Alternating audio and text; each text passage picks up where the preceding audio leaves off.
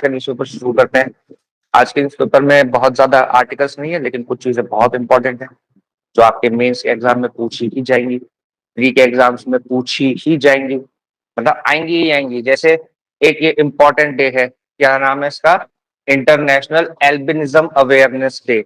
Albinism क्या होता है? आप लोगों ने देखा होगा कुछ लोगों का जो जैसे हमारे स्किन कलर है, हेयर कलर है, इसमें जो ये कलर है, इसके लिए कौन ज़िम्मेदार है? कौन-सा अ, वो कि क्या कौन-सी चीज़ है जिससे हमारी स्किन के अंदर कलर आता है? कोई बता सर सकता है? मेलेनिन। मेलानिन। तो वो चीज़ जिसके शरीर में कम होती है, आप लोगों ने देखा होगा कई लोग बिल्कुल व्हाइट होते हैं। इंडिया के अंदर तो उनको अंग्रेज़ कह के उनका मज़ाक भी उड़ा दिया जाता है ना? अंग्रेज़ है। तो उसको क्या है? उसको ये एल्बिनिज़्म नाम की बीमारी है। तो आज वर्ल्ड यानी कि इंटरनेशनल एल्बिनिज़्म अवेयरनेस डे है। तो ये पिगमेंटेशन की कमी की वजह से होता है। यूनाइटेड नेशन जनरल असेंबली ने इसको एडॉप्ट किया है और इस साल की थीम है proudly in my skin celebrating all skin tones. सभी स्किन टोन्स को सेलिब्रेट करने की बात करता है कि सभी स्किन टोन्स खूबसूरत है ना? All skin tones are created by the one almighty, जिसको भी आप मानते हो, जिस नाम से भी आप मानते हो, भगवान के नाम से मानते हो भगवान, ईश्वर के नाम से मानते हो ईश्वर, अल्लाह के नाम से मानते हो तो अल्लाह, गॉड के नाम से मानते हो, जीसस के नाम से मानते हो, या वाहे गुरु के नाम से मानते हो, गुरु ग्रंथ साहिब के नाम से मानते हो, बुद्धा के नाम से मानते हो, हजारों एग्जाम्पल हैं। तो नेवर एंडिंग लिस्ट है, जिस भी नाम से आप मानते हो, उसने जो क्रिएट किए हैं स्किन टोन्स सभी बराबर है, ठीक है? तो ये कोई डिसेबिलिटी, मतलब ये एक डिसेबिलिटी की कैटेगरी में आता है एल्बिनिज्म जो है, ठीक है ना? तो डिसेबल्स जो है उनको इक्वल राइट्स मिलने चाहिए, है ना? उसकी अवेयरनेस बढ़ाने के लिए ये दिन ऑब्जर्व किया जाता है। एक आज मैंने देखो सबसे पहले एडिटोरियल रखा है और इस एडिटोरियल का हेडिंग है स्ट्रेटेजिक स्टेलमेट। स्टेलमेट क्या होता है? कोई बता सकता है मेरे को? स्टेलमेट कौन किसको बोलते हैं? किस सिचुएशन को बोलते हैं स्टेलमेट? सर वेयर मतलब neither of the players can do any more possible moves. जैसे where neither of the sides, neither of the sides क्या है? जिसकी चांस है, अगर हम चेस की बात करें तो जिसकी चांस है उसके पास कोई लीगल मूव ना बचा हो, कोई भी लीगल मूव ना बचा हो चेस के अंदर, तो उसको बोलेंगे स्टेलमेट। चेकमेट भी नहीं हुई लेकिन कोई लीगल मूव भी नहीं बचा चलने के लिए, तो उसको क्या बोलेंगे? स्टेलमेट बोलेंगे। तो ऐसी ही परिस्थिति इस उस स्टेलमेट को कंपेयर कर रहे हैं किसके साथ? ईरान इशू के साथ, ईरान वॉर के साथ। मिडिल ईस्ट के अंदर जो वॉर चल रही है, हालांकि सिर्फ ईरान तक सीमित नहीं है, है ना? तो कह रहे हैं कि यूएस और ईरान दोनों ही किस पे आ गए हैं? अब स्टेलमेट की पोजीशन पे आ गए हैं। कैसे? बैकग्राउंड तो आप लोगों को पता ही है कि यूएस ने यूएस ने ईरान के न्यूक्लियर प्रोग्राम को खत्म करने के लिए ईरान के ऊपर स्ट्राइक किया था, ये कहते हुए कि हम क्या कर देंगे? हम रिजीम चेंज कर देंगे, रिजीम चेंज करेंगे और क्या करेंगे? इनका जो जो जो भी न्यूक्लियर प्रोग्राम है उसको डिसमेंटल करेंगे। धीरे धीरे फिर गोल पोस्ट शिफ्ट होते गए, रिजीम चेंज से वो आ गए स्ट्रेट ऑफ हॉर्मूज के ब्लॉकेड को खोलने पर। ये स्ट्रेट ऑफ हॉर्मूज का जो ब्लॉकेड है उसको खोलेंगे। अब स्ट्रेट ऑफ हॉर्मूज सबसे इंपॉर्टेंट पॉइंट है यहाँ पे। क्यों है इंपॉर्टेंट पॉइंट? ये आप लोगों को पता है क्योंकि ये एक बड़ा चोक पॉइंट है जहां से दुनिया का बड़ा ट्रेड होकर गुजरता है। स्पेसिफिकली अगर बोले तो ऑयल और नेचुरल गैस का ट्रेड सबसे ज्यादा यहाँ से होता है, डेटा का भी ट्रेड यहाँ से होता है, इसके अलावा खाने पीने की चीजें भी ट्रेड होती है ना? ऑयल बाहर आता है तो अंदर खाने की चीजें भी तो जाती है ना? तो यूएस की पोजीशन क्या है? यूएस की पोजीशन ये है कि वो भी चाहता है कि हॉस्टिलिटीज रुके, ब्लॉकेड हटे और ईरान की सिक्योरिटी कंसर्न को, ईरान के अंदर जो सिक्योरिटी कंसर्न है उनको एड्रेस किया जाए। और ईरान क्या चाहता है? ईरान चाहता है कि उसके ऊपर जो सैंक्शंस लगे हैं वो सैंक्शंस हटे, न्यूक्लियर प्रोग्राम उनका, यूएस चाहता है कि उनका न्यूक्लियर प्रोग्राम डिसमेंटल हो जाए, समाप्त हो जाए, है ना? ईरान की जो मिसाइल कैपेबिलिटी है उसके ऊपर रोक लगाई जाए, मिसाइल कैपेबिलिटी के ऊपर कैपिंग लगाई जाए कि इससे ज्यादा वो ना कर पाए। ठीक है, अब क्या होगा आगे आने वाला समय बताएगा। जो कल हम लोगों ने एक डील की बात की थी ना, कि जिसमें ट्रंप कह रहा है कि डील इज वेरी क्लोज, तो उसके अंदर भी एक स्टेटमेंट है, बहुत इंपॉर्टेंट है, लेकिन सबसे पहले हम देखेंगे वॉर का स्पिल ओवर। अब वॉर का स्पिल ओवर जो हो रहा है वो इंडिया को बहुत ज्यादा नुकसान पहुंचा रहा है। War itself is causing inflation in India already, है ना, इन्फ्लेशन पैदा कर रहा है, लेकिन उसके अलावा भी ये जो स्पिल ओवर है, ये जो इंडियन टैंकर्स हैं, इंडियन शिप्स हैं, अब इंडियन शिप्स हैं या नहीं है, ये एक बड़ा क्वेश्चन है, क्योंकि यहाँ पर जिस चीज का इस्तेमाल किया जा रहा है वो है फ्लैग ऑफ कन्वीनियंस का। फ्लैग ऑफ कन्वीनियंस क्या होता है?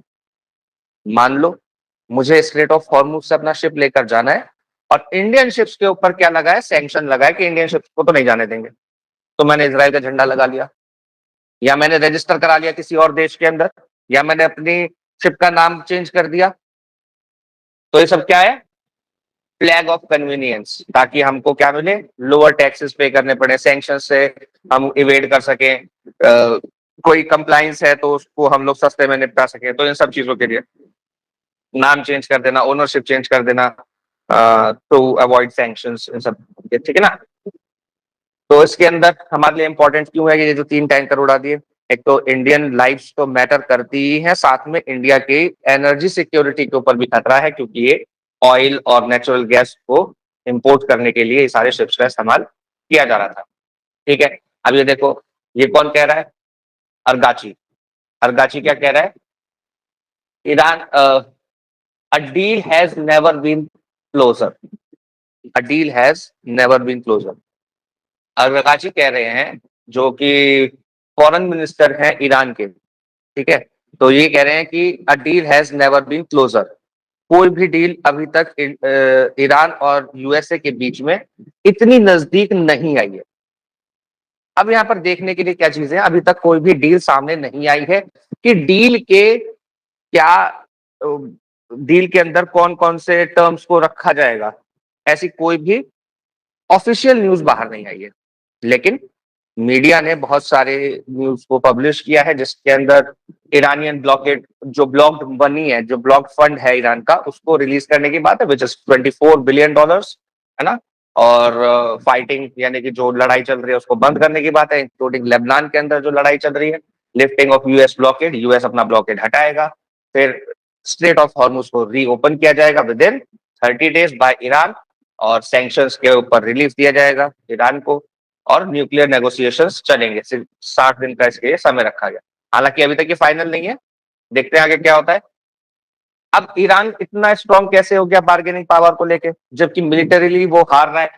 वो हार रहा होगा मिलिटरीली, उसको नुकसान ज्यादा हो रहा होगा, बम उसके यहाँ ज्यादा फटे होंगे, न्यूक्लियर मतलब सॉरी मिसाइल्स उसके यहाँ ज्यादा गिरी होंगी, उसको फिजिकली हम लोगों को दिख रहा है कि फिजिकली उसको नुकसान ज्यादा हुआ होगा, लेकिन उसके पास बार्गेनिंग पावर कैसे आई? क्योंकि उसका कंट्रोल है एक स्ट्रेटेजिक पॉइंट पे जिसका नाम है स्ट्रेट ऑफ हॉर्मुज, है ना, आप सबको पता है, वहां से ऑयल सप्लाई शिपिंग रूट है, ग्लोबल क्रूड प्राइसेस वहां से तय होते हैं, कितनी शिप आ रही हैं, जा रही हैं, कितना फ्री वहां पर नेविगेशन हो पा रहा है, उस पर आधारित है क्या, दुनिया का क्रूड ऑयल किस रेट पे बिकेगा, ब्रेंट ऑयल किस रेट पे बिकेगा, यहां से तय हो रहा है। रीजनल मिलिटियाज जो है, हूथी रिबेल्स हो गए, उसके अलावा हमास है और हिजबुल्ला है जो लेबनान के अंदर इसराइल से इस टाइम पे लड़ाई कर रहा है, तो ये सारे ग्रुप्स भी उसकी बार्गेनिंग पावर को और स्ट्रॉन्ग करते हैं। ठीक है, न्यूक्लियर नेगोशिएशंस है ना, न्यूक्लियर नेगोशिएशन के नाम पे क्या है कि ईरान के पास स्ट्रॉन्ग पॉइंट है कि हाँ ठीक है, अगर हम न्यूक्लियर नहीं बनाएंगे, अगर आप हमारा न्यूक्लियर प्रोग्राम रोकते हो तो फिर क्या होगा, फिर हम इन इन शर्तों को मनवाना चाहेंगे, तो वो एक बार्गेनिंग पावर है न्यूक्लियर प्रोग्राम उनका। ठीक है, यूएस क्या चाहता है? यूएस चाहता है कि अटैक रुके शिप्स के ऊपर, स्ट्रेट ऑफ हॉर्मुज खुल जाए, है ना, और ईरान क्या चाहता है कि जो उसका ब्लॉकेड है वो हटे पहले, और जो ब्लॉक फंड्स हैं उनको रिलीज किया जाए। जो हमने पहला आर्टिकल पढ़ा था उसके अंदर भी यही कहा गया था कि पहला स्टेप जो है वो यूएसए को लेना पड़ेगा, क्योंकि यूएसए आके बाहर से वहां पर ब्लॉकेड लगा रहा है। तो पहला स्टेप यूएस को लेना पड़ेगा, वहां से ब्लॉकेड हटाना पड़ेगा, उससे ट्रस्ट डेवलप होगा, ट्रस्ट बिल्टअप होगा, और उस ट्रस्ट के आधार पे ये डील हो सकती है, वरना ये डील नहीं हो सकती है। अब यहां से हम लोगों को क्या पता चला, ये तीनों आर्टिकल्स कनेक्टेड है। तीनों आर्टिकल्स क्या है, कनेक्टेड है। हमने सबसे पहले देखा कि ईरान यूएस के जो वॉर चल रही है और उसमें स्टेलमेट की कंडीशन जो आ चुकी है, दोनों ही पक्ष, दोनों, ना तो ईरान और ना ही यूएसए आगे बढ़ पा रहे हैं, दोनों एक जगह पे स्टक हो गए। लेकिन उसका नुकसान इंडिया को भी हो रहा है, फिजिकली हो रहा है, जो शिप्स है उनको टारगेट किया जा रहा है। उसके अलावा तीसरा ये, जिसके अंदर क्या बात हो रही है, जिसके अंदर बात हो रही है कि डील को फाइनलाइज करने के करीब हैं दोनों देश। अब इंडिया के ऊपर एक और इफेक्ट पड़ रहा है, जो कि है फूड इन्फ्लेशन, फूड प्राइसेस। ठीक है, अगर हम अप्रैल का इन्फ्लेशन रेट देखें, मतलब ये कौन सा इन्फ्लेशन है, ये सीपीआई वाला इन्फ्लेशन है। सीपीआई वाला इन्फ्लेशन यानी कि retail inflation rate. Retail inflation rate अप्रैल में 3.5 गया, 3.4, 3.5 था, अब बढ़ के 3.9 हो गया। ठीक है, 3.9 हो गया। हम्म, तो देखो यहाँ पे एक सिंपल एग्जांपल भी मैंने लिया है। 3.9 का क्या मतलब है कि अगर कोई परिवार पहले 10,000 रुपए खर्चा कर रहा था, कब, 2024 में, अगर 10,000 रुपए खर्चा कर रहा था तो इसको हम मान रहे थे 100% है ये। ठीक है, 3.9% इन्फ्लेशन हो गया, 100% में 3.9% ऐड हो गया, यानी कि 10,000 में 10,390 हो गया। अब 10,390 रुपए वो खर्च कर रहा है, इसका मतलब 3.9% क्या है, इन्फ्लेशन रेट है। ठीक है, याद रखेंगे, नया जो बेस ईयर है वो 2024 लिया गया। ठीक है, पुराना बेस ईयर अब चेंज हो गया। बेस ईयर से क्वेश्चन आएगा ही आएगा एग्जाम के अंदर। यहाँ पर इस आर्टिकल से 2-3 ऐसे क्वेश्चन है जो आएंगे ही आएंगे, बहुत ज्यादा इंपॉर्टेंट है ये आर्टिकल, ये वाला। ठीक है, फूड प्राइसेस बढ़ गए। फूड प्राइसेस के अंदर जैसे दाल, आटा, चावल, इन सब के प्राइसेस बढ़ गए, और सबसे ज्यादा बढ़े हैं टमाटर के। अगर हम अप्रैल में देखें तो 35% इन्फ्लेशन था टमाटर के अंदर, अब 48% इन्फ्लेशन है टमाटर के अंदर। हालांकि ये टमाटर वाला फिगर याद रखने की जरूरत नहीं है ना। अब बेस ईयर का इफेक्ट भी है, बेस ईयर क्योंकि लो कर दिया, 2024 कर दिया, तो उसका इफेक्ट भी है। उस साल सस्ते दामों पर चीजें मिल रही थी। अब इन्फ्लेशन देखो किस तरीके से काउंट किया जाता है। अगर किसी हम एक कॉमोडिटी की बात करें, मान लो टमाटर मिल रहा था 10 रुपए का 2024 में, कितने का, 10 रुपए का, और 2026 में अब वो 15 रुपए का मिल रहा है। तो फिजिकली तो उसका दाम 5 रुपए बढ़ा, लेकिन परसेंटेज में काउंट करो तो 50% इन्फ्लेशन है, 50% इन्फ्लेशन आ गया, है ना।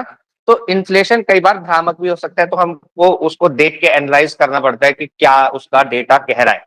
ठीक है, तो एक कॉमोडिटी जिसका इन्फ्लेशन ज्यादा है, तो उसके ऊपर, एक कॉमोडिटी के ऊपर हम रिलाई नहीं कर सकते। लेकिन इंडिया के अंदर जो फूड इन्फ्लेशन है वो बहुत ज्यादा मैटर करता है, क्योंकि फूड, जो इंडिया के अंदर लोग खर्चा करते हैं, वो ज्यादा खर्चा करते हैं फूड के ऊपर, क्योंकि भाई आमदनी कम है। आप ऐसे देखो, इसको ऐसे समझो कि अभी इकोनॉमिक एडवाइजर हैं मोदी जी की, इकोनॉमिक एडवाइजर, उन्होंने कहा कि भाई इंडिया और चाइना को अगर हम कंपेयर करें, तो जो एक्सपेंडिचर है, इनकम एक्सपेंडिचर, वो इंडिया और चाइना की लगभग बराबर है।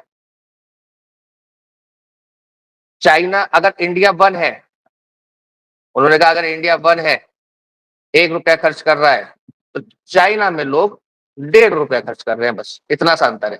1.5 रुपीज खर्च कर रहे हैं। क्या कर रहे हैं, 1.5 रुपीज खर्च कर रहे हैं इंडिया के अंदर भाई साहब। लेकिन वो ये बताना भूल गए शायद, मतलब उनके पास डेटा ऑब्वियसली होगा, वो इकोनॉमिक एडवाइजर है, वो ये बताना भूल गए कि चाइना की जो सेविंग है, चाइना की जो सेविंग है, वो इंडिया की सेविंग से कहीं गुना ज्यादा है। जो एवरेज यानी कि पर कैपिटा सेविंग है, वो कहीं गुना ज्यादा है चाइना की। अब इसको ऐसे समझो कि मान लो इंडिया में जो आदमी 1 रुपया खर्च कर रहा है, मान लो 1 लाख रुपया खर्च कर रहा है इंडिया के अंदर, वो 1.5 लाख कमा ही रहा है। और चाइना के अंदर जो 1.5 लाख खर्च कर रहा है, वो 10 लाख कमा रहा है। और 1.5 लाख का खर्चा करके एक्सपेंडिचर करके वो बाकी का क्या कर रहा है, सेविंग कर रहा है। सेविंग कर रहा है 7 लाख रुपए की, 7.5 लाख रुपए की, 7-7.5 लाख, 8 लाख रुपए की जो सेविंग कर रहा है, 8.5 लाख रुपए की जो सेविंग कर रहा है, और जो सेविंग नहीं कर पा रहा है, खर्चा दोनों का ऑलमोस्ट बराबर है। इकोनॉमिकली बेटर ऑफ कौन है, जो सेविंग कर पा रहा है। वो अपने लिए एक नेट क्रिएट कर रहा है, वो अपने लिए कुशन क्रिएट कर रहा है। लेकिन हमारे पास कोई कुशन क्रिएट नहीं हो रहा है, क्योंकि हमारी परिस्थिति कैसी हो गई है, हैंड टू माउथ वाली हो गई है, कमाओ और खाओ, कमाओ और खाओ। ठीक है, तो ये वो एड्रेस करना भूल गई इस डेटा को महिला। ठीक है, अब इसके अंदर ये कह रहे हैं कि भाई साहब जो वेस्ट एशिया में वॉर चल रही है, उस वॉर का जो इफेक्ट है वो भी पास ओवर होने लगा है, क्योंकि क्रूड ऑयल के प्राइसेस बढ़े हैं, जिससे कि शिपिंग कॉस्ट बढ़ी है, जिससे कि और इंश्योरेंस कॉस्ट भी बढ़ी है ना, वॉर की वजह से, जिससे ट्रांसपोर्ट कॉस्ट बढ़ गया, और ट्रांसपोर्ट कॉस्ट के साथ साथ फर्टिलाइजर का कॉस्ट बढ़ गया। तो ट्रांसपोर्ट और फर्टिलाइजर का कॉस्ट जब जब बढ़ेगा तो फूड का प्राइसेस भी बढ़ेंगे, फूड के प्राइसेस भी ज्यादा होंगे। ठीक है, ये डेटा कंपाइल करके जो ऊपर डेटा डिस्कस किया वही डेटा है इसके अंदर। ठीक है, आपको एक नजर में अगर डेटा देखना हो तो उसके लिए ये चार्ट है। ठीक है, और फूड इन्फ्लेशन इंडिया के अंदर मैटर क्यों करता है, मैंने आपको बता दिया, क्योंकि हम लोग फूड के ऊपर ज्यादा खर्चा कर रहे हैं, अपना मोस्ट परसेंटेज ऑफ इनकम जो है उसको फूड के ऊपर खर्चा कर रहे हैं, क्योंकि वो बेसिक नीड है। फूड क्या है, फूड नॉन नेगोशिएबल है, उसके अंदर नेगोशिएट नहीं कर सकते कि साहब आज खाना नहीं खाएंगे, 2 दिन खाना नहीं खाएंगे तो नहीं चलेगा ना। अगर 2 दिन खाना नहीं खाएंगे तो नहीं चलेगा। हाँ, लेकिन अगर 2 दिन मेरे फोन में रिचार्ज नहीं रहा तो काम चल जाएगा, जिंदा तो मैं रह ही लूंगा। या 2 दिन मैंने कोई और काम नहीं किया तो चल जाएगा, लेकिन 2 दिन अगर खाना नहीं खाया, 2 दिन पानी नहीं पिया तो नहीं चल पाएगा। ठीक है ना। तो आरबीआई का क्या एंगल है इसके अंदर, आरबीआई का एंगल ये है कि आरबीआई का जो कंफर्ट जोन है वो है 2% से लेके 6%। 4% को वो क्या मानता है, एकदम ऑप्टिमम मानता है, अभी 3.9 है, यानी कि 3.9 अभी उसको एकदम कंफर्टेबल होना चाहिए आरबीआई को। लेकिन आरबीआई कंफर्टेबल नहीं हो सकता है इस डेटा के साथ। इस डेटा के साथ आरबीआई कंफर्टेबल नहीं हो सकता। क्यों नहीं हो सकता आरबीआई कंफर्टेबल, क्योंकि यहां पर हम लोगों को फूड प्राइसेस में इन्फ्लेशन देखने के लिए मिल रहा है। ठीक है, और इकोनॉमी एंगल से अगर हम देखें तो ये सीधे सीधे हाउस होल्ड के बजट के ऊपर इफेक्ट डालेगा। हाउस होल्ड का जो बजट है, और जो गरीब फैमिलीज है वो सबसे ज्यादा सफर करेंगी। नॉन एसेंशियल गुड्स की जो डिमांड है वो रिड्यूस हो सकती है, इन्फ्लेशन राइज हो सकता है, और गवर्नमेंट को क्या इंटरवीन करना पड़ेगा बफर स्टॉक के साथ, और आरबीआई को रेट कट्स करने पड़ेंगे। ठीक है, तो ये सारी चीजें करनी पड़ेंगी। लेकिन क्यों करनी पड़ेंगी, क्योंकि जब इन्फ्लेशन किसके अंदर आ रहा है, फूड प्राइसेस की वजह से सीपीआई बढ़ रहा है, कंज्यूमर प्राइस इंडेक्स बढ़ रहा है। तो फूड प्राइसेस को कंट्रोल करना इंडिया के अंदर बहुत ज्यादा जरूरी है, क्योंकि फूड सिक्योरिटी आज भी एक इशू है। इंडिया की रैंक अभी भी हंगर इंडेक्स में मेरे ख्याल से 115 या 151 है, या तो 115 है या 151 है। उसको चेक कर लेना एक बार, बल्कि अभी चेक कर लेते हैं, है ना, तुरंत चेक कर लेते हैं उसको। तो चूंकि अच्छा जो भी है, चाहे 151 हो या 115 हो, हंगर इंडेक्स में अगर हमारी रैंकिंग बहुत हाई है तो फिर हम लोगों को इस तरीके से जब फूड इन्फ्लेशन आएगा तो उसको कंट्रोल करना पड़ेगा। ठीक है ना। इंडिया की 102 है, 123 देशों में 102 है, 102 रैंक है हंगर इंडेक्स के अंदर। तो हंगर इंडेक्स में जब इतनी खराब रैंकिंग है, इसका मतलब हमारे यहाँ अभी भी malnutrition, child stunting, child wasting, ये सब समस्याएं हैं ऑलरेडी।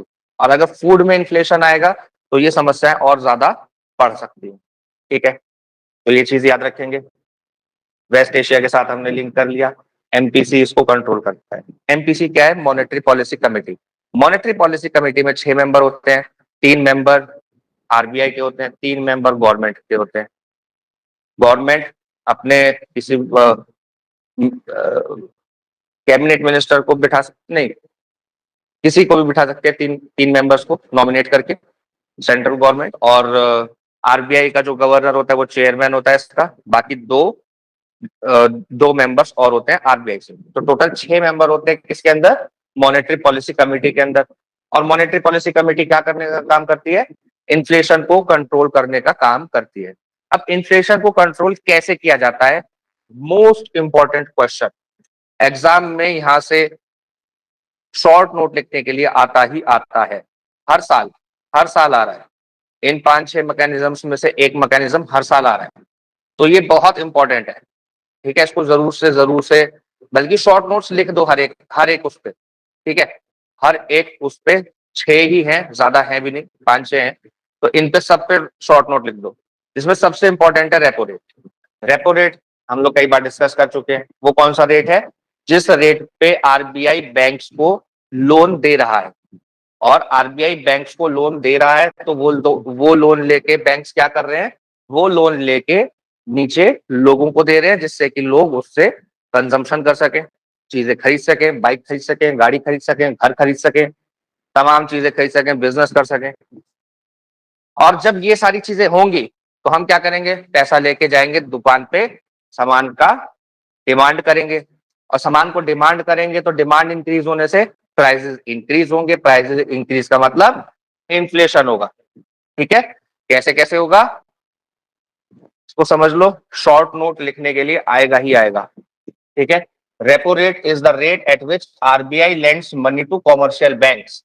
अब कॉमर्शियल बैंक, मान लो आरबीआई ने क्या किया, 5% पे लोन दे दिया किसको? कॉमर्शियल बैंक्स को, सीबीज को। सीबीज ने क्या किया? 5.5% पे लोन देना शुरू कर दिया पब्लिक को। ठीक है, तो पब्लिक क्या करेगी? स्पेंडिंग शुरू करेगी। स्पेंडिंग से क्या होगा? डिमांड क्रिएट होगी। डिमांड से क्या होगा? इन्फ्लेशन आएगा। ठीक है, इन्फ्लेशन आएगा। तो एक मैकेनिज्म है। अब इस मैकेनिज्म को ऐसे सोचो कि आरबीआई को, यानी कि मॉनेटरी पॉलिसी कमेटी को क्या करना है? इन्फ्लेशन को कम करना है। तो क्या करेंगे? वो बोलेंगे कि अब हम क्या कर रहे हैं? रेपो रेट को 5.5% कर रहे हैं। 5.5% करने से क्या होगा? ये इनको 6% करना पड़ेगा। 6% करने से क्या होगा? जो लोग पहले लोन ले रहे थे वो lesser people will take loan. Lesser people will take loan. Lesser demand, क्योंकि लोन कम लेंगे तो डिमांड कम करेंगे, सामान कम खरीदेंगे जाके। और लेसर डिमांड यानी कि डिमांड कम होगी तो इन्फ्लेशन भी कैसा होगा? इन्फ्लेशन भी कम हो जाएगा। इकोनॉमिक्स का सीधा सा नियम है, जिस चीज की डिमांड गिरती है उसके प्राइसेस भी गिर जाते हैं। ठीक है, तो उसी मैकेनिज्म का यूज करके यहाँ पे आरबीआई क्या करती है? इन्फ्लेशन को कंट्रोल करने का काम करती है। ठीक है, repo rate.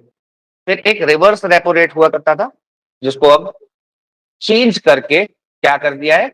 Standing deposit facility. इसके अंदर क्या किया है?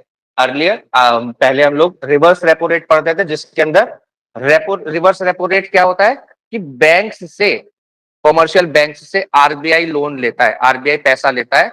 जिससे कॉमर्शियल बैंक क्या करते थे? आरबीआई में पैसा रखते थे और यहां पे लगाता था रिवर्स रेपो रेट।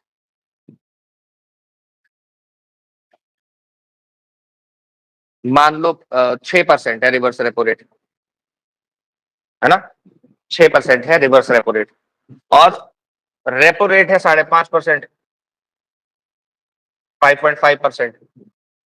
जिसमें अच्छा सॉरी, रेपो रेट है 5%, और जो बैंक्स लोन दे रहे हैं वो दे रहे हैं 5.5% पे। बैंक्स क्या प्रेफर करेंगे कि आरबीआई के पास पैसा रख दे, 6% मिल रहा है, जनता को लोन दे के तो 5.5 ही मिल रहा है, ऊपर से सेफ नहीं है, पता नहीं वापस करे ना करे, एनपीए बन जाए, कल को नॉन परफॉर्मिंग एसेट बन जाए, है ना? तो आरबीआई के पास पैसा रखना शुरू कर देता है। आरबीआई के पास पैसा रखने से क्या होता है? लिक्विडिटी एब्जॉर्ब हो जाती है, लिक्विडिटी कम हो जाती है, और जब लिक्विडिटी मार्केट के अंदर कम हो जाती है, लोगों के हाथ में रुपया कम होता है, तो वो कम स्पेंड करते हैं, तो इन्फ्लेशन नीचे आ जाता है। ठीक है, अब स्टैंडिंग डिपॉजिट फैसिलिटी क्या है? Acts as main floor of liquidity corridor under SDF RBI accept. SDF के अंदर आरबीआई क्या करेगा? Accept deposit from bank without collateral, कोई कोलेटरल नहीं देगा। पीआईबी ने रिपोर्ट किया है, PIB notes that SDF replaces the fix reserve repo rate as the floor of LAF corridor. LAF corridor liquidity absorption facility corridor, ठीक है।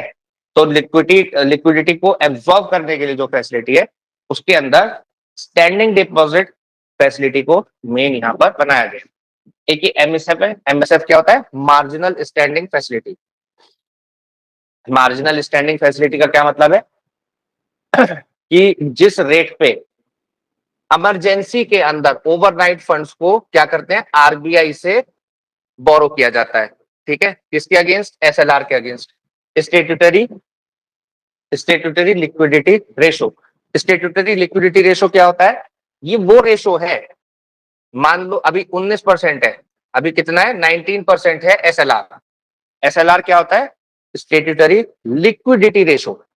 ये वो परसेंटेज है जिस परसेंटेज में बैंक्स को अपने पास लिक्विड मनी रखना पड़ेगा। मान लो बैंक के पास 100 रुपए हैं, ठीक है, इसमें से 50 रुपए वो लोन दे देता है जनता को, और 50 प्लस 19 कितना हो गया? 9, 69 हो गया ना। और 69 माइनस 100 माइनस 69 यहाँ पे हो गया 1, और यहाँ पे 10 हो गया 9 और 3, 31 बचा ना, 31।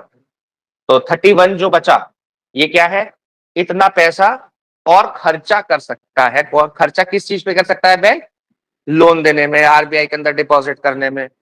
लेकिन 19 रुपए जो है, ये जो 19 रुपए मैंने माइनस किए, ये 19% जो है बैंक को लिक्विड की तरह, लिक्विड एसेट की तरह रखना पड़ेगा। लिक्विड एसेट मतलब कैश हो गया, वो हो गए गवर्नमेंट के सिक्योरिटीज हो गए, जिनको तुरंत करेंसी में कन्वर्ट किया जा सके, या फिर करेंसी, या तो करेंसी या फिर जिनको तुरंत करेंसी में कन्वर्ट किया जा सके। ऐसे नहीं कि बैंक के लिए जमीन खरीद ली साहब, अब आज जो जिसने डिपॉजिट किया था वो खड़ा है, लाओ मेरे को लिक्विड पैसा चाहिए, अब पैसा है ही नहीं, पैसा तो खर्च कर दिया। तो इसीलिए लिक्विडिटी रेशो बना के रखना पड़ता है, थोड़ा सा लिक्विड मनी रखना पड़ता है, जो अभी 19% चल रहा है, ठीक है। अब इसके अगेंस्ट में, इस लिक्विड मनी के अगेंस्ट में बैंक क्या कर सकता है? आरबीआई से इमरजेंसी में लोन ले सकता है, उसको बोलते हैं marginal standing facility. Marginal standing facility, marginal standing facility क्या है? जैसे आपने मम्मी से क्या मांग लिया, मम्मी बहुत इमरजेंसी है, मुझे पैसे चाहिए अभी 50 रुपए। मम्मी ने कहा ठीक है 50 रुपए तो दे रही हूँ, लेकिन इसके ऊपर ब्याज एक्स्ट्रा लगेगा, तो वो ही है ये, ठीक है। और एसडीएफ क्या है? जब आपके पास एक्स्ट्रा मनी है और आपने मम्मी के पास जमा कर दिए, ठीक है। मम्मी ने कहा रिश्तेदार 500 रुपए दे के गए, कुछ तो एसडीएफ रखना पड़ेगा।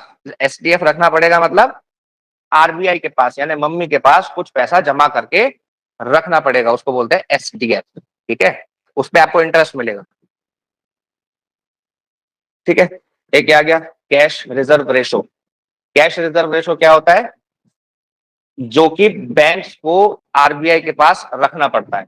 तो बैंक अगर कैश रिजर्व रेशो कम है तो कम रखना पड़ेगा, बैंक्स के पास ज्यादा पैसा होगा फर्दर लोन देने के लिए, लिक्विडिटी ज्यादा होगी, तो लिक्विडिटी ज्यादा होगी तो इन्फ्लेशन बढ़ेगा, और उसको एब्जॉर्ब करने के लिए सीआरआर, अगर आरबीआई सीआरआर को बढ़ा देती है तो लिक्विडिटी एब्जॉर्ब की जा सकती है और इन्फ्लेशन को कंट्रोल किया जा सकता है। ओपन मार्केट ऑपरेशंस होते हैं जिसके अंदर बैंक क्या, आरबीआई क्या कहता है कि मैं गवर्नमेंट सिक्योरिटीज रिलीज कर रहा हूं, इनको खरीद लो और कुछ साल बाद मैं वापस खरीद लूंगा आपसे विद इंटरेस्ट। तो आपने क्या किया? आपने सिक्योरिटीज खरीदी, सिक्योरिटी से जाके डिमांड तो नहीं कर सकते दुकान पे।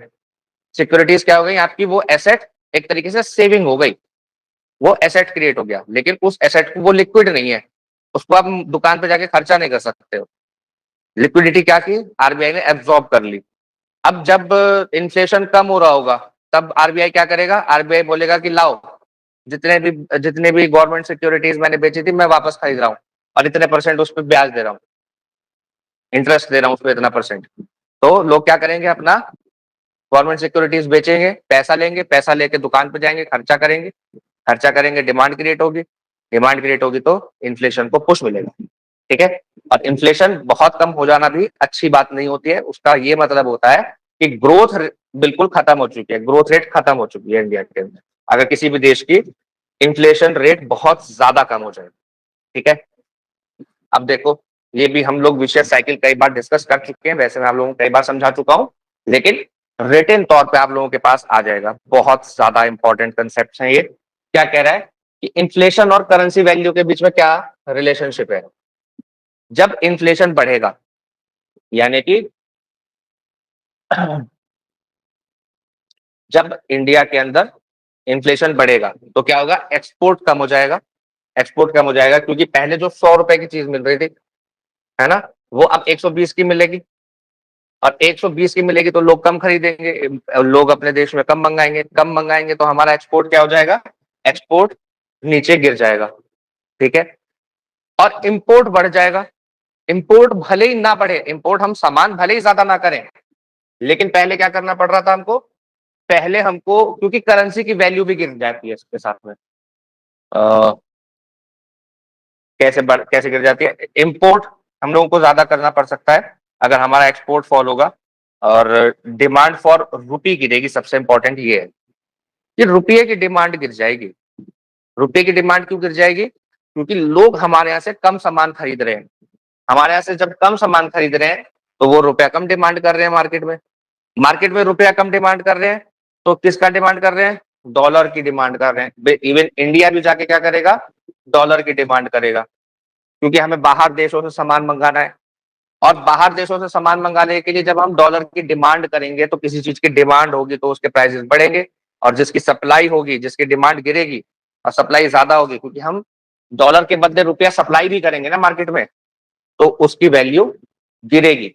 और जिसकी हाँ गिरेगी, और जिसकी डिमांड बढ़ेगी उसकी वैल्यू भी बढ़ेगी। इससे रुपया वीक हो जाएगा, है ना, रुपया क्या हो जाएगा, वीक हो जाएगा। अब ये विशेष साइकिल कैसे है, देखो, जब करेंसी जब करेंसी वीक होगी तो इन्फ्लेशन बढ़ेगा, और जब इन्फ्लेशन बढ़ेगा तो करेंसी वीक होगी। तो दोनों साइकिल में चलते रहते हैं। पहले क्या, इन्फ्लेशन आया तो करेंसी वीक हो गई, करेंसी वीक हुई तो इन्फ्लेशन आ गया। तो ये साइकिल है। ठीक है, ये साइकिल है, ये ऐसी गोल गोल घूमते रहती है। अब इसको इंटरप्ट करना पड़ता है, इस पैटर्न को इंटरप्ट करना पड़ता है गवर्नमेंट को, उन सब ऑपरेशन से जो अभी हमने डिस्कस किए। ठीक है, इसके अलावा भी एक दो चीजें हैं, जैसे आरबीआई गोल्ड रिजर्व जो है उसको सेल आउट कर सकता है। जो हमारा फॉरेक्स है उसको, उसके अंदर से डॉलर्स को सेल आउट कर सकता है, सप्लाई कर सकता है। तो डॉलर्स की सप्लाई होगी और मार्केट में क्या करेगा आरबीआई, रुपये की डिमांड करेगा। तो रुपये की डिमांड होगी, रुपये की वैल्यू थोड़ी सी बढ़ जाएगी, और डॉलर की सप्लाई से डॉलर की वैल्यू थोड़ी सी कम हो जाएगी।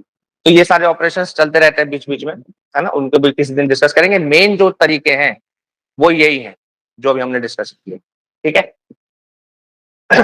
जब रुपया वीक होगा तो इंपोर्ट क्या हो जाएगा, एक्सपेंसिव हो जाएगा। भले ही हम इंपोर्ट ना बढ़ाएं अपना, पहले हमको क्या, पहले हमको $90 में $1 का सामान मिल रहा था। अब 96 रुपीज का $1 हो गया, तो 96 रुपीज में $1 का सामान मिल रहा है। सामान उतना ही मिल रहा है, पहले हमको ₹90 खर्च करना पड़ रहा था, अब हमको ₹96 खर्च करना पड़ रहा है। अब हमको क्या करना पड़ रहा है, ₹96 खर्च करना पड़ रहा है। तो इससे क्या होता है, इससे जो इम्पोर्ट है वो महंगा हो जाता है। ठीक है, मान लो $80 था, तो हम क्रूड ऑयल $100 पे है ना, $80 का क्या है, डॉलर है, और हम $8000 का तेल मंगा रहे हैं, और 90 पे आ गया। मान लो हम कितना, $80, $100 के हिसाब से हम 80 लीटर मंगा रहे हैं, है ना। तो 80 लीटर, फिर $90 का जब डॉलर हो गया तो ये $9000 का पड़ने लगा। वही 80 लीटर, क्वांटिटी उतनी है, क्वांटिटी हमने इंक्रीज नहीं करी, लेकिन हमारा जो इंपोर्ट बिल है वो महंगा हो गया। क्यों, क्योंकि रुपए की वैल्यू गिर गई। क्यों, क्योंकि हमें उसके बदले में डॉलर खरीदना पड़ता है, तभी हमको इंटरनेशनल मार्केट में सामान मिलता है। पहले हम क्या करेंगे, डॉलर खरीदेंगे, और उस डॉलर के हिसाब से सभी चीजों की वैल्यू तय है। जब भी हम क्रूड ऑयल, इंटरनेशनल मार्केट में क्रूड ऑयल के रेट की बात करते हैं तो किस में करते हैं, बैरल पर डॉलर, है ना, पर बैरल के पर बैरल कितने डॉलर का चल रहा है ना। कभी ये नहीं कहते कितने रुपए का बैरल मिल रहा है, डॉलर में काउंट करते हैं हमेशा। तो डॉलर में ही हमेशा चीजें इंटरनेशनल मार्केट में हम लोगों को खरीदनी पड़ती है। तो उसके लिए हम लोगों को रुपया सप्लाई करना पड़ता है, डॉलर को परचेज करना पड़ता है। और यही मैकेनिज्म है जिसकी वजह से अमेरिका जो है, अमेरिका का डॉलर जो है उसकी हेजेमनी पूरी दुनिया में बनी हुई है, क्योंकि इंटरनेशनली एक्सेप्टेड करेंसी जो है अभी तक भी डॉलर ही है। ठीक है,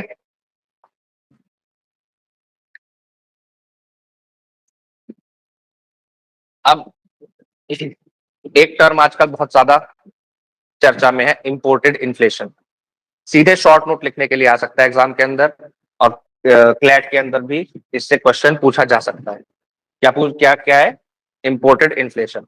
जब इंपोर्ट किया हमने इन्फ्लेशन, कैसे? जब इंपोर्ट क्या हो गया, एक्सपेंसिव हो गया, महंगा हो गया, चाहे वो रुपए की वैल्यू गिरने की वजह से महंगा हो रहा है, चाहे वो क्रूड ऑयल महंगा हो रहा है, किसकी वजह से? एक्सटर्नल जो अभी एग्रेशन चल रहा है यूएसए का ईरान के ऊपर, एडिबल ऑयल महंगा, फर्टिलाइजर महंगा, इक्विपमेंट महंगे, इन सबको हम क्या कर रहे हैं? इंपोर्ट कर रहे हैं, महंगा इंपोर्ट कर रहे हैं। तो इससे क्या हो रहा है? हमारे यहाँ भी महंगाई बढ़ रही है, हमारे यहाँ महंगाई बढ़ रही है, तो क्या इसको बोलेंगे? Imported inflation. हमने इन्फ्लेशन को क्या किया? इंपोर्ट कर लिया। अब करंट अकाउंट डेफिसिट के साथ क्या रिलेशन है? करंट अकाउंट डेफिसिट क्या होता है? करंट अकाउंट डेफिसिट होता है एक्सपोर्ट, इंपोर्ट माइनस एक्सपोर्ट। जब इंपोर्ट ज्यादा हो जाए, जब इंपोर्ट ज्यादा हो जाए तो उसमें से एक्सपोर्ट को माइनस कर दो, तो क्या निकल के आ जाएगा? सीएडी, करंट अकाउंट डेफिसिट निकल के आ जाएगा कि हमारा कितना नुकसान हो रहा है। ठीक है, इसको ऐसे समझो कि एक फॉरेक्स है, फॉरेन एक्सचेंज रिजर्व, यानी कि हमने एक पूल बना रखा है, एक अकाउंट है समझो, जिसके अंदर क्या आ रहा है? जिसके अंदर डॉलर आ रहा है। हम कोई भी सामान को एक्सपोर्ट कर रहे हैं इंडिया से, तो उसके बदले में डॉलर कहाँ आ रहा है? फॉरेक्स में आ रहा है। अब इस डॉलर का अपन क्या करेंगे? इस डॉलर से अपन दुनिया भर से सामान खरीदेंगे, इंपोर्ट करेंगे। अगर इंपोर्ट ज्यादा हो जाएगा एक्सपोर्ट से, तो हमको अपनी जेब से डॉलर डालने पड़ेंगे ना अपने फॉरेक्स में, फॉरेन एक्सचेंज रिजर्व के अंदर अपनी जेब से डॉलर डालना पड़ेगा ना। अपनी जेब से जितना भी डॉलर डालना पड़ रहा है उसी को बोलते हैं CAD, यानी कि करंट अकाउंट डेफिसिट। समझ में आया? अब समझ में आया? किसी को डाउट हो तो पूछ लो, बहुत ही इंपॉर्टेंट कंसेप्ट है इकोनॉमिक्स के, और ये ऐसे कंसेप्ट में नहीं है जो आपको इकोनॉमिक्स के एग्जाम में मिलेंगे, ये आपको कॉम्पिटेटिव एग्जाम्स में मिलने वाले कंसेप्ट हैं इकोनॉमी के। किसी को कोई डाउट हो तो पूछ लो, कोई डाउट नहीं है ना? सबको क्लियर है? ठीक है, तो फॉरेक्स के अंदर क्या आया? डॉलर आया, हमने उससे सामान इंपोर्ट किया, जितना डॉलर आया उससे ज्यादा का इंपोर्ट कर लिया। अब हमें क्या करना पड़ेगा? उस फॉरेक्स के अंदर डॉलर डालना पड़ेगा, और डॉलर डालने के लिए क्या करना पड़ेगा? रुपया सप्लाई करना पड़ेगा, डॉलर डिमांड करना पड़ेगा। डॉलर डिमांड करेंगे तो क्या होगा? रुपए की वैल्यू गिरेगी, डॉलर की वैल्यू बढ़ेगी। ठीक है, तो करंट अकाउंट डेफिसिट के ऊपर क्या होगा? नेगेटिव इंपैक्ट पड़ेगा, फॉरेन एक्सचेंज रिजर्व के ऊपर नेगेटिव इंपैक्ट पड़ेगा। इसको बोलते हैं, जो अभी मैंने आपको कंसेप्ट क्लियर किया कि हमने बेचा खरीदा, इसको बोलते हैं बैलेंस ऑफ पेमेंट, BOP। ठीक है, तो ये सब इंटरकनेक्टेड इश्यूज है, और अगर आप इंटरकनेक्ट करके पढ़ोगे तो आपको पढ़ने में भी मजा आएगा। और CAD से भी इन्फ्लेशन, यानी कि जब करंट अकाउंट डेफिसिट बढ़ता है तो भी इन्फ्लेशन बढ़ता है। क्यों? क्योंकि इंडिया के जो गुड्स हैं वो और एक्सपेंसिव हो जाते हैं, है ना, और एक्सपोर्ट गिरने लगता है। ठीक है, और सेम उसी समय पर हमारा इंपोर्ट महंगा होने लगता है, तो इससे क्या बढ़ता है? CAD बढ़ता है। ठीक है, और CAD बढ़ने से इन्फ्लेशन बढ़ता है, इन्फ्लेशन बढ़ने से CAD बढ़ता है, दोनों इंटरकनेक्टेड। BOP के साथ क्या लिंक है मैंने अभी डिस्कस करी थी आपके साथ, आप लोग एक बार पढ़ लेना। इसके अलावा बस इतना सा देखो, BOP के अंदर दो तरीके के अकाउंट्स होते हैं बैलेंस ऑफ पेमेंट के अंदर। एक तो करंट अकाउंट, जिसके बारे में अभी हमने डिस्कस किया, करंट अकाउंट डेफिसिट। इसके अंदर गुड्स, सर्विसेज, रेमिटेंसेज और इनकम जो ट्रांसफर हो रही है, ये चार चीजें काउंट होती हैं।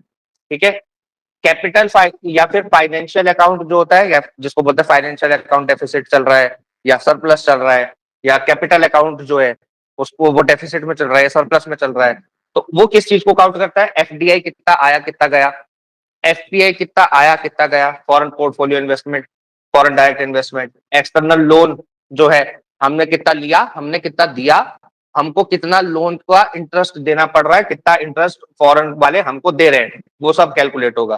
ठीक है, एनआरआईज ने कितना डिपॉजिट इंडिया में किया, हमारे यहाँ जो विदेशी रह रहे हैं उन्होंने अपने देश में कितना डिपॉजिट किया, ये सब क्या करेंगे हम, बैलेंस ऑफ पेमेंट की एक शीट बनेगी, उसके अंदर plus minus plus minus plus minus दोनों तरफ करते जाएंगे, और फिर अगर आया कम गया ज्यादा तो क्या हो जाएगा, गया ज्यादा तो डेफिसिट हो जाएगा, कैपिटल अकाउंट डेफिसिट, और आया ज्यादा तो कैपिटल अकाउंट सरप्लस हो जाएगा। ठीक है, सरप्लस में तो इंडिया का कभी होता नहीं है।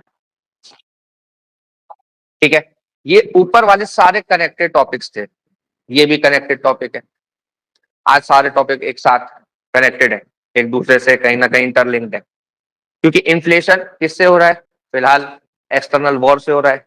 वो वॉर क्या कर रही है, स्ट्रेट ऑफ हॉर्मुज को ब्लॉक कर रही है, सप्लाई चेन को खराब कर रही है।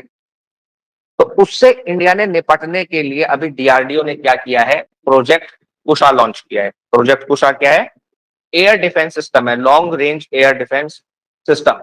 ठीक है, क्या है, indigenous long range air defence missile system. ठीक है, डीआरडीओ ने डेवलप किए, याद रखेंगे, दुश्मन के aircraft, missile, cruise missile, drone, precision guided weapons और हाइपरसोनिक मिसाइल्स को भी क्या कर सकती है, ये इंटरसेप्ट करके रोक सकती है। ठीक है, इसको कंपेयर किससे किया जा रहा है, S-400, रशिया के S-400 से कंपेयर किया जा रहा है। मल्टी लेयर्ड प्रोजेक्शन है, मल्टी लेयर्ड प्रोजेक्शन बोले तो मिलिट्री बेसिस को भी बचाएगा, सिटीज शहरों को भी बचाएगा, स्ट्रेटेजिक एसेट्स जो है, इंफ्रास्ट्रक्चर, क्रिटिकल इंफ्रास्ट्रक्चर जो है, जैसे डैम वगैरह हो गए, उनके ऊपर कोई हमला ना कर दे तो उसको भी बचाएगा, जल्दी रेस्पॉन्स करेगा, क्विक रेस्पॉन्स, एआई इंटीग्रेटेड है। ठीक है, ऑपरेशन सिंदूर से भी इन्होंने लिंक करने की कोशिश की है, इस आर्टिकल के अंदर कह रहे हैं कि ऑपरेशन सिंदूर से हम लोगों को पता चल गया कि वॉरफेयर जो है वो ट्रेडिशनल नहीं रहा। ट्रेडिशनल वॉरफेयर कैसे लड़ा जाता था, आमने सामने सोल्जर्स लड़ रहे थे, अब वैसा वॉरफेयर नहीं रहा, अब तो missile, drone strike, swarm drones आ गए हैं, तो वो सारी चीजें चेंज हो गई हैं। इलेक्ट्रॉनिक वॉरफेयर है, इंफॉर्मेशन वॉरफेयर है, साइबर वॉरफेयर है, तो उन सब चीजों को भी रोकना है। तो उस कड़ी में ये क्या है, इसको गेम चेंजर बोल रहे हैं। And what is the name of bigger mission, bigger mission का नाम है मिशन सुदर्शन चक्र। याद रखना, सुदर्शन चक्र जो इंडिया का क्या करता है, डिफेंस शील्ड बनाता है, उसका नाम है सुदर्शन चक्र। और इस सुदर्शन चक्र मिशन के अंदर प्रोजेक्ट कुशा है। ठीक है, प्रोजेक्ट कुशा क्या है, long range air defence system है, याद रखना। ठीक है, बहुत ज्यादा इंपॉर्टेंट है। ठीक है जी, इसके अलावा ये सारी चीजें हम लोग पहले भी डिस्कस कर चुके हैं, आकाश है, बराक है, S-400 है, और ये वेरी शॉर्ट रेंज मिसाइल का सिस्टम है, मिडिल रेंज है, ये सारे रिवाइज कर लेना, इंपॉर्टेंट है। ठीक है, तो मॉडर्न वॉरफेयर के हिसाब से हम लोग क्या कर रहे हैं, इसको डेवलप कर रहे हैं। अब एक ये इशू है, एक सेकंड में पानी भर लूं, बस एक सेकंड रुकता।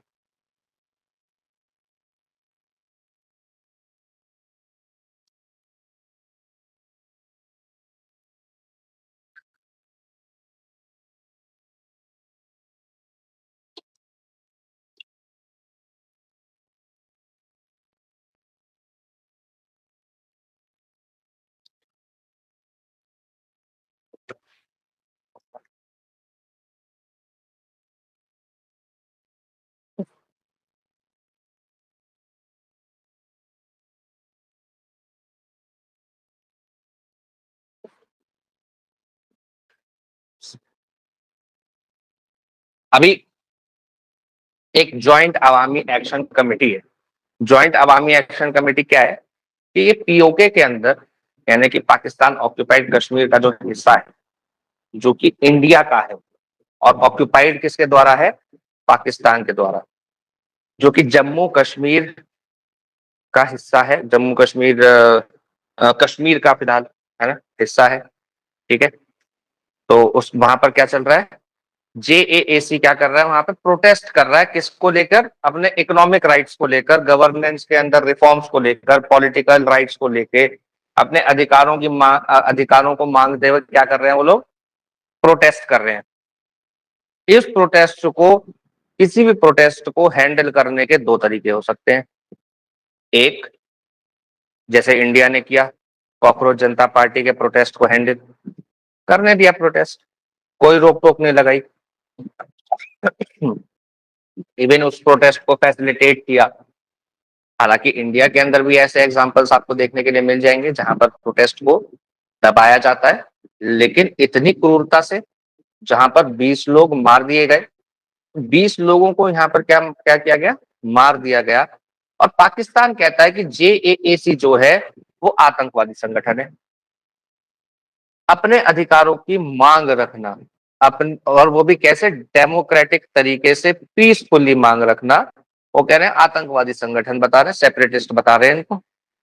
तो यूएन के अंदर जो एक ह्यूमैनिटेरियन लॉज हैं यूएन के, यहाँ पर वायलेशन हो रहा है उनका, और यूएन को ये दिखाई नहीं देगा क्योंकि ये यूएस का एलआई है पाकिस्तान, है ना। तो जेएसी याद रखेंगे, नाम हल्का सा, और बस इतना सा याद रखेंगे कि पाकिस्तान के अंदर अभी क्या चल रहा है, पीओके के अंदर, पीओके के अंदर भी प्रोटेस्ट चल रहा है, बलोच लिबरेशन आर्मी का इशू चल रहा है, उसके अलावा पाकिस्तान अफगानिस्तान की भी लड़ाइयां बीच बीच में चलते रहती है, ठीक है। तो वो क्या मांग रहे हैं कि कॉस्ट ऑफ लिविंग बहुत ज्यादा हो गई है, बेसिक सर्विसेज नहीं है, गवर्नमेंट फेल हो चुकी है, पॉलिटिकल रिप्रेजेंटेशन नहीं है, इकोनॉमिक हार्डशिप्स हैं, ठीक है। तो ये सारी चीजें, सुप्रीम कोर्ट ने ये जो एक हम लोगों ने परसों ये पढ़ा था कि राज्यसभा के अंदर नॉमिनेशन को लेके जो मीनाक्षी नटराजन है उनका नॉमिनेशन कैंसिल कर दिया रिटर्निंग ऑफिसर ने। क्या कहते हुए रिजेक्ट कर दिया था, ये कहते हुए रिजेक्ट कर दिया था कि साहब आपने अपना जो एफिडेविट फाइल किया है उस एफिडेविट के अंदर जो आपके ऊपर क्रिमिनल केसेस चल रहे हैं उसका जिक्र आपने नहीं किया, इसलिए हम क्या करते हैं, इसलिए हम आपका रिजेक्ट कर देते हैं नॉमिनेशन। तो ये सुप्रीम कोर्ट पहुंच गए, सुप्रीम कोर्ट ने भी इनकी जो पेटिशन है उसको डिसमिस कर दिया। सुप्रीम कोर्ट ने क्या कहते हुए डिसमिस किया, सुप्रीम कोर्ट ने कहा कि आर्टिकल 329 बी जो है वो क्या कहता है, कहता है नो इलेक्शन टू पार्लियामेंट और state legislature can be question accept through an election petition. और इन्होंने डाली क्या थी, रिट पेटिशन फाइल की थी। रिट पेटिशन और इलेक्शन पेटिशन दोनों में अंतर होता है। रिट पेटिशन इन्होंने फाइल कर दी तो उसको रिजेक्ट कर दिया और कहा कि इलेक्शन पेटिशन फाइल करो, और बीच में हम इंटरवीन नहीं कर सकते, इलेक्शन प्रोसीजर के बीच में हम इंटरवीन नहीं कर सकते, बल्कि जब इलेक्शंस हो जाए उसके बाद इलेक्शन पेटिशन फाइल करना, उसके बाद बताना कि इम्प्रॉपर रिजेक्शन था, इम्प्रॉपर एक्सेप्टेंस था, करप्ट प्रैक्टिसेस हुई, वायलेशन हुआ, इलीगल काउंटिंग हुई, डिस्क्वालिफिकेशन गलत हुआ, तो वो सारी चीजें कब रखी जाएंगी, इलेक्शन पेटिशन के अंदर रखी जाएंगी, और तब देखेंगे, ठीक है। अभी इसका कुछ नहीं हो सकता क्योंकि बीच में प्रोसीजर को रोक देना, एक इलेक्शन का प्रोसीजर चल रहा है उसको बीच में रोक देना, अगर ऐसा अलाउ किया जाए तो क्या होगा, हर दूसरा इलेक्शन कोर्ट में जाएगा और वो रुका रहेगा, इलेक्शन हो ही नहीं पाएगा, कोर्ट में सालों साल तक पेंडेंसी पड़ी रहेगी और इलेक्शंस का भी फिर ऐसे ही मामला चलता रहेगा। तो इसलिए जरूरी है कि इसको अभी वो होने दिया जाए, उसके बाद इलेक्शन पेटिशन में देखेंगे, अगर कोई चीज गलत हुई है तो उसको फिर से किया जाएगा, ठीक है। रिटर्निंग ऑफिसर कौन होता है, रिटर्निंग ऑफिसर इलेक्शन ऑफिसर होता है जो कि एक कॉन्स्टिट्यूएंसी के अंदर इलेक्शन कराने के लिए, नॉमिनेशन फाइल कराने के लिए, इलेक्शन कंडक्ट कराने के लिए, काउंटिंग करने के लिए, वोटिंग करने के लिए, वोटिंग प्रॉपरली हो जाए उसको कराने के लिए, कंडक्ट कराने के लिए जिम्मेदार होता है, और रिजल्ट भी यही डिक्लेयर करता है अपनी कॉन्स्टिट्यूएंसी का, ठीक है। सुप्रीम कोर्ट ने एक और बात कही है, डीप सीटेड बायस है किसके लिए, मेल चाइल्ड के लिए, जो कि अभी भी इंडिया के अंदर परसिस्ट करता है। क्या हुआ, महाराष्ट्र के एक डॉक्टर गए, कहते कि ये जो preconception and prenatal diagnostic technique prohibition of sex selection act 1994 का है, इसको क्या कर देना चाहिए, इसको खत्म कर देना चाहिए, क्योंकि अब हमारा जो समाज है वो काफी बदल चुका है, और अब हम लोग महिला बच्चों के लिए यानी कि फीमेल चाइल्ड के लिए अब हमारे देश में एक्सेप्टेंस बढ़ चुकी है। और अगर आप दूसरे देशों में देखें तो बाकायदा एक सेरेमनी की जाती है, अगर अब हम वेस्टर्न कंट्रीज की बात करें तो वेस्टर्न कंट्रीज के अंदर बाकायदा एक सेरेमनी होती है जिसको बोलते हैं बच्चे का वो करते हैं वो सेक्स रिवील करते हैं, मतलब सेक्स मेल है बच्चा, फीमेल है बच्चा, प्रेगनेंसी के दौरान ही वो एक प्रोग्राम करते हैं, उसके अंदर वो अलग-अलग तरीके से कि वो फोड़ा बम, वो क्या बोलते हैं, कलर बॉम्ब फोड़ा, ब्लू कलर का कलर बॉम्ब निकला तो लड़का है, पिंक कलर का निकला तो लड़की है। इस तरीके से सेरेमनीज अलग-अलग तरीकों से वो क्या करते हैं, रिवील करते हैं, सेक्स रिवील करते हैं बच्चे का। ठीक है, जेंडर रिवील इसको बोलते हैं, जेंडर रिवील पार्टी। पूरी पार्टी होती है, बाकायदा दावत दी जाती है, लड़का लड़की, क्योंकि वहां पर क्या है, वहां पर वो समस्या नहीं है कि फीमेल फीटिसाइड हो, लड़की अगर हो रही है तो उसको मार दिया जाए, उसको अबॉर्ट कर दिया जाए, ऐसी समस्या वहां पर नहीं है। लेकिन जब ये टेक्नोलॉजी आई तो इस टेक्नोलॉजी की, ये जो अल्ट्रासाउंड की जो टेक्नोलॉजी है, अल्ट्रासाउंड की टेक्नोलॉजी ने फायदा तो बहुत किया, जैसे कि जो अ, अंदर की चीजें हैं, जैसे स्टोन वगैरह को डिटेक्ट करने के लिए, और भी बहुत सारी चीजों को, बीमारियों को डिटेक्ट करने के लिए काम में आता है। इसके अलावा जब महिला प्रेग्नेंट होती है तो बच्चे का मूवमेंट वूम्ब के अंदर किस तरीके का है, उसका डेवलपमेंट किस तरीके का है, उसको भी मॉनिटर करने के लिए अल्ट्रासाउंड काम में आता है। लेकिन इंडिया के अंदर उसका मिसयूज भी किया गया। मिसयूज कैसे किया गया कि उसका जेंडर पता कर लेते हैं माँ बाप, और अगर फीमेल होती थी तो पहले, अभी भी ये होता है, आप अगर हरियाणा में देखो तो मेरे ख्याल से 930 के आसपास इस टाइम सेक्स रेशो 930 के आसपास है हरियाणा का, यानी कि 1000 लड़कों के ऊपर 930 लड़कियां। अगर 1000 लड़के पैदा हो रहे हैं तो 930 लड़कियां पैदा हो रही हैं। ऐसा कैसे हो पा रहा है? क्योंकि इस टेक्नोलॉजी का मिसयूज आज भी हो रहा है। ठीक है, कैसे हो रहा है? सेक्स डिटर्मिनेशन करके। इसका जो फीटस है, उस फीटस का सेक्स डिटरमाइन कर, पता करके, अगर महिला है, लड़की है, तो अबॉर्ट करा दो, उसको गिरा दो, उसको क्या कर दो, उसको मार दो। ये सब चलता है और हरियाणा का सबसे खराब परफॉर्मेंस है इसमें।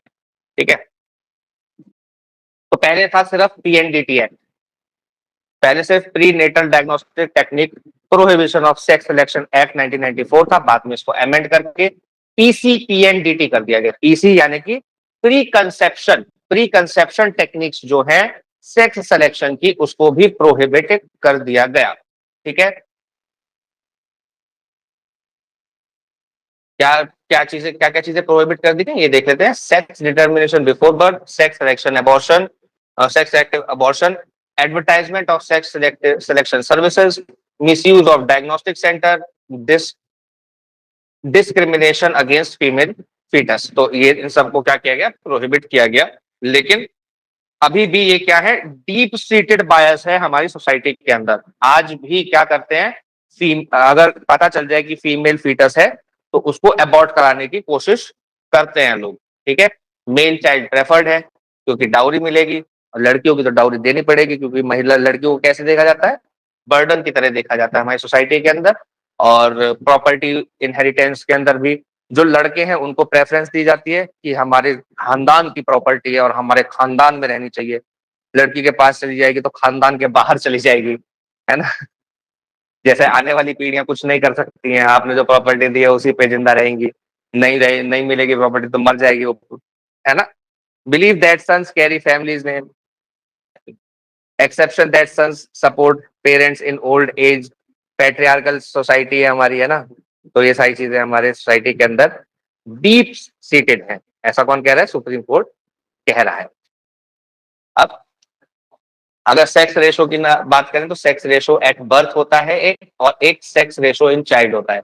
चाइल्ड के अंदर 6 साल तक के काउंट किया जाता है कि 1000 लड़कों के ऊपर कितनी लड़कियां हैं, और एट बर्थ भी 1000 लड़कों के ऊपर कितनी लड़कियां पैदा हो रही हैं। इसको बोलते हैं सेक्स रेशो, जो कि हरियाणा का सबसे खराब है। और social impact skewed due to sex ratio. Forced marriages होती है, अगर हम महिलाओं को पैदा नहीं होने देंगे तो क्या होगा? फोर्स्ड मैरिजेस होंगी, क्योंकि महिलाएं कम होंगी पुरुषों के कंपैरिजन में। ट्रैफिकिंग होगी विमेन में। ब्राइड बाइंग यानी कि दुल्हन खरीदी जाती है। अगर आपको पता हो कि बंगाल के अंदर लड़कियां क्योंकि ज्यादा है, वहां पे लड़कियां बेची जाती है। हरियाणा के लोग जाके खरीद के लेके आते हैं, शादी करने के लिए लड़कियां खरीद के लेके आते हैं। ठीक है, तो वायलेंस होता है महिलाओं के अगेंस्ट, सोशल इनस्टेबिलिटी पैदा होती है, साइकोलॉजिकल और डेमोग्राफिक इम्बैलेंस क्रिएट होता है, क्राइम अगेंस्ट विमेन बढ़ता है। ठीक है, और जेंडर गैप रिपोर्ट भी है। जेंडर गैप रिपोर्ट 2025 की अभी हमने कुछ दिन पहले पढ़ी थी, जिसके अंदर ये कहा गया कि इंडिया की रैंक कितनी है, 131 है। और इसके अंदर केवल ये नहीं कि कितनी महिलाएं पैदा हो रही हैं उसके ऊपर ये डेटा हो, ये डेटा किस किस को कैलकुलेट करता है कि महिलाओं को कितनी एजुकेशन मिल रही है, क्या हेल्थ फैसिलिटीज मिल रही है, इकोनॉमिक पार्टिसिपेशन उनका बढ़ रहा है कि नहीं बढ़ रहा है, पॉलिटिकल रिप्रेजेंटेशन उनका हो रहा है या नहीं हो रहा है, कितने एमपी बन रही है महिलाएं, कितने परसेंटेज में रिप्रेजेंटेशन है, सेफ्टी उनको मिल रही है, डिग्निटी मिल रही है या नहीं मिल रही है, उनको बराबर पे मिल रही है पुरुषों के या नहीं मिल रही है। तो ये सारे फैक्टर्स भी इसके अंदर काउंट होते हैं जेंडर गैप रिपोर्ट। ठीक है, ठीक है, बाकी सारी चीजें हम लोगों ने डिस्कस कर ही ली है इसमें। और किसी को कोई डाउट हो तो पूछ सकते हैं। आज की क्लास बस यहीं तक। आज ज्यादा टॉपिक्स नहीं थे, लेकिन अच्छे टॉपिक्स हैं, इंपॉर्टेंट टॉपिक्स हैं, इनको आप एक बार रिवाइज जरूर कर लीजिएगा। किसी को कोई डाउट हो तो पूछ लीजिए।